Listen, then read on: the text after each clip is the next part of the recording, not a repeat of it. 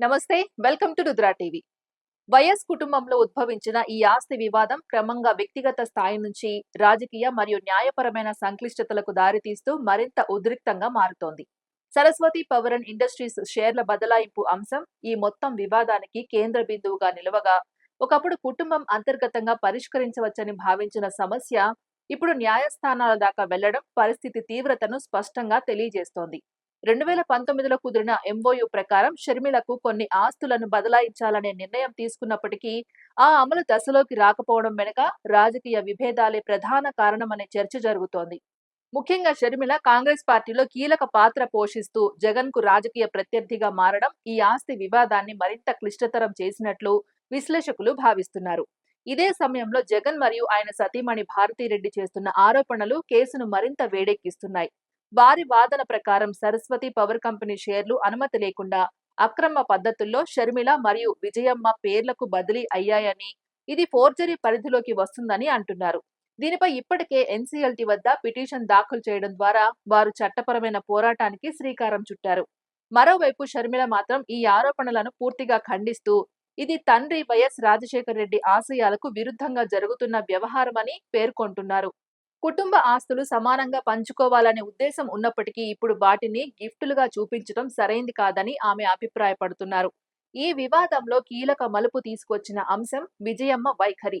ఆమె తన కుమార్తె షర్మిలకు మద్దతు ప్రకటించడం, నోటరీ అఫిడవిట్ విడుదల చేసి ఇప్పటి వరకు జరుగుతున్న ప్రచారాన్ని ఖండించడం జగన్ వర్గానికి పెద్ద షాక్ గా మారింది. ఆమె ప్రకారం వైఎస్ఆర్ ఉన్నప్పుడు ఎలాంటి ఆస్తి పంపకం జరగలేదని, ప్రస్తుతం చెప్పబడుతున్న ఒప్పందాలు వాస్తవానికి సరిపోలవని స్పష్టం చేయడం ఈ కేసులో కొత్త కోణాన్ని తీసుకువచ్చింది. భారతీ సిమెంట్స్ మరియు సరస్వతి పవర్ వంటి కీలక సంస్థల్లో షర్మిలకు రావాల్సిన వాటా ఇవ్వలేదనే ఆరోపణలు కూడా వెలుగులోకి రావడం పరిస్థితిని మరింత క్లిష్టం చేస్తోంది.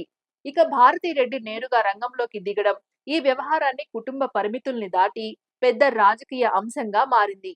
తన పేరుతో ఉన్న షేర్ల విషయంలో ఎలాంటి జోక్యాన్ని సహించబోనని ఆమె స్పష్టం చేసినట్లు సమాచారం. దీంతో ఈ వివాదం ఇక సామరస్యపూర్వకంగా పరిష్కారం అయ్యే అవకాశాలు తగ్గిపోతున్నాయనే అభిప్రాయం వ్యక్తమవుతోంది. ప్రస్తుతం ఈ కేసు సుప్రీంకోర్టు లేదా ఎన్సీఎల్టీ పరిధిలో కొనసాగుతున్నప్పటికీ తుది తీర్పు ఏ విధంగా ఉంటుందన్నది రాష్ట్ర రాజకీయాలపై కూడా ప్రభావం చూపే అవకాశం ఉంది. వైఎస్ఆర్ కుటుంబం అనేది ఒకప్పుడు ఐక్యతకు ప్రతీకగా నిలిచినా ఇప్పుడు అదే కుటుంబం కోర్టుల చుట్టూ తిరగడం అభిమానులను ఆందోళనకు గురిచేస్తోంది.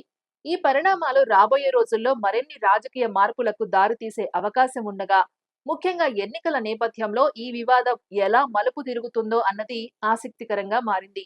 కుటుంబ భావోద్వేగాలు, రాజకీయ వ్యూహాలు, న్యాయ పోరాటాలు కలిసి ఈ కేసులు ఒక హైడ్రామాలా మారుస్తుండగా చివరకు నిజం ఏ వైపు ఉందో కోర్టులే తేల్చాల్సిన పరిస్థితి ఏర్పడింది. అంతవరకు ఈ బిగ్ ట్విస్ట్ కథనం ఇంకా ఎన్నో మలుపులు తిరిగే అవకాశముందని చెప్పడంలో సందేహం లేదు. ఇది ఇవాల్టి అప్డేట్. మరో అప్డేట్ తో మళ్ళీ కలుద్దాం. అంతవరకు చూస్తూనే ఉండండి రుద్రా టీవీ.